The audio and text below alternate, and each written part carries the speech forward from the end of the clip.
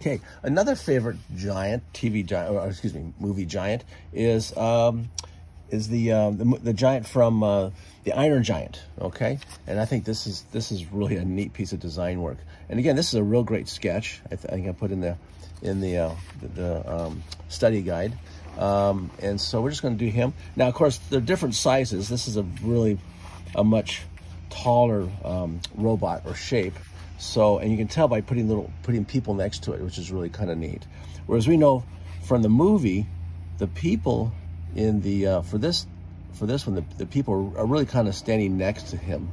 See that? So if you were to put somebody next to it, a light character.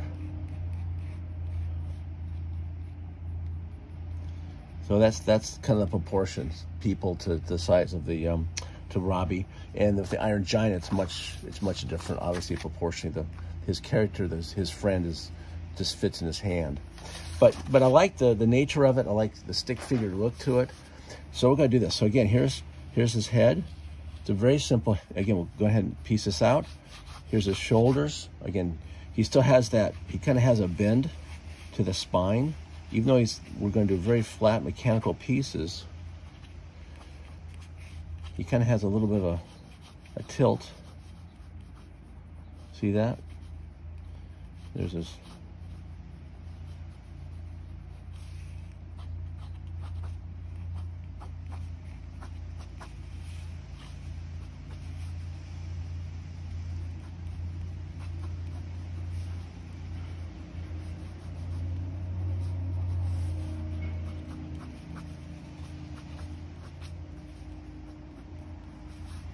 There, but you can see sort of my stick figure.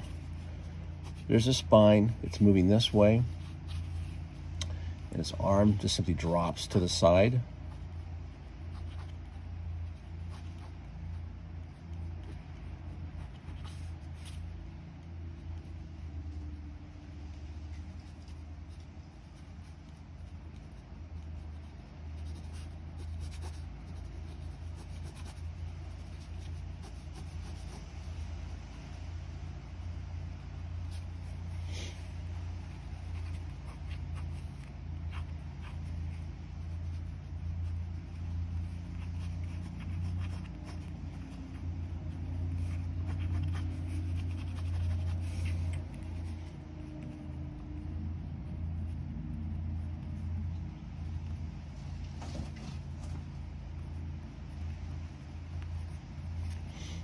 And here's his friend.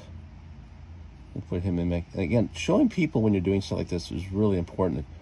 It really obviously shows scale. So there's his friend.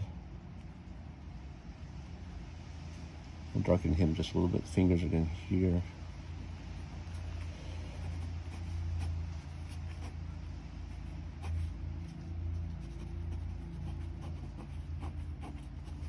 Okay. And his face is really neat, really simple. Just comes back like this. Little bolt here. His chin has a little bit of a facet to it like this. And it goes back up the other side. No nose. His eyes are up in here someplace. Get this neat center spline that does this. Little round shape. Here's his eyes.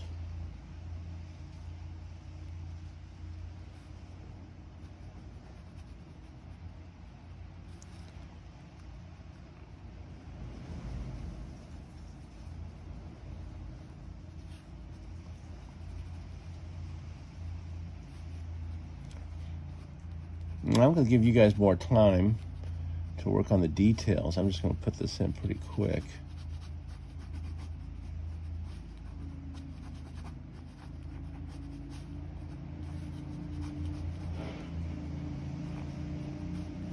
This is almost the level of quickness you would do if you're going to do a movie storyboard. Storyboard people come in and just simply knock out real quick sketches just so they can get an idea of what's going on with the set. So this sketch here would almost be that really quick kind of sketch you would do in a meeting with other creative people talking about, well, what are we going to do for this scene or that scene? So you would come up with these really quick sketches. So this is kind of a storyboard sketch. Very fast. Just enough information to show that you can recognize who the characters are, but you're not worried about too much detail. See that? Almost like a little skeleton in some ways, okay? And again, if we got a highlight like this, if there's a highlight on his face, let's say, I don't know, I'm just gonna have the highlight come from this side. So this side could be in darkness. And just a nice, fine reflection here. I usually put lines down like this showing where my reflections are and things like that. So again, we can do this.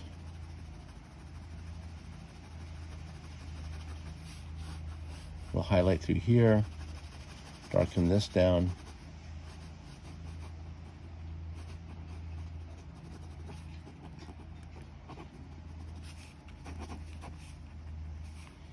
The bottom of his hand and arm can be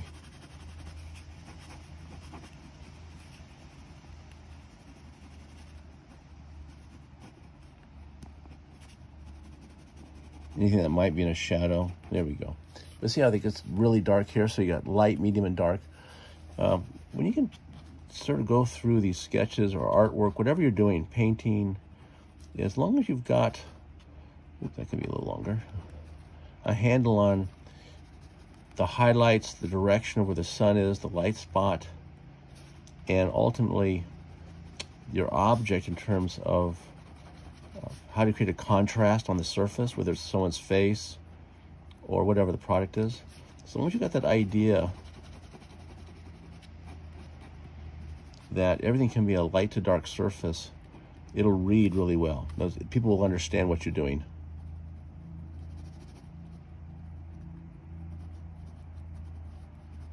And then, of course, this dark outline. And kind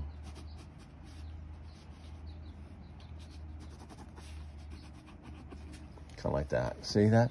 So they're sort of similar. Here's my light spot here. Don't have to put a lot of different cross-hatching in there, but I just sort of make half his body just a little bit darker.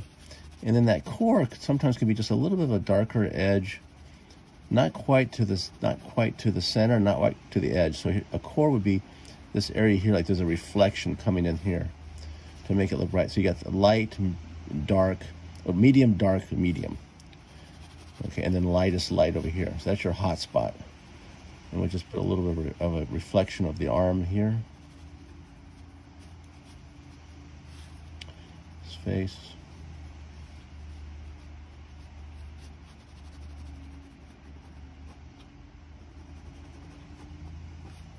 Yeah. There. So basically, this is you'll see some of these sketches in my paper that I've sent you. But I think this is good. And then the last one is the Wally. Let's see here.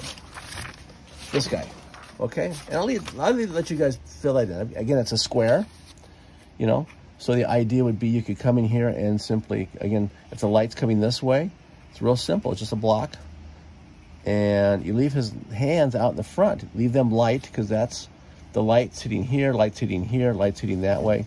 And you can come in behind it and then create that. Now, if you have a shadow, this could even create a shadow here against his tread. See that? So if you put something dark behind this lit area, his hand specifically, then it jumps away from the rest of it. So it gives you that three-dimensional look. Like this is dark behind it,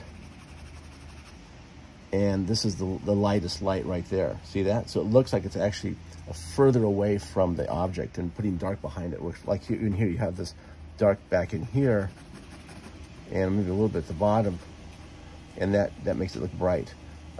This is all kind of lit up. Now you can put I would leave that alone.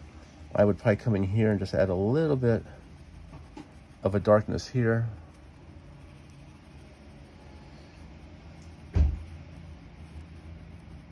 And, you know, just play with it. Okay? Again, have some fun. Hope you enjoy the robots. And see you in a couple weeks. Okay? Take care now. Bye.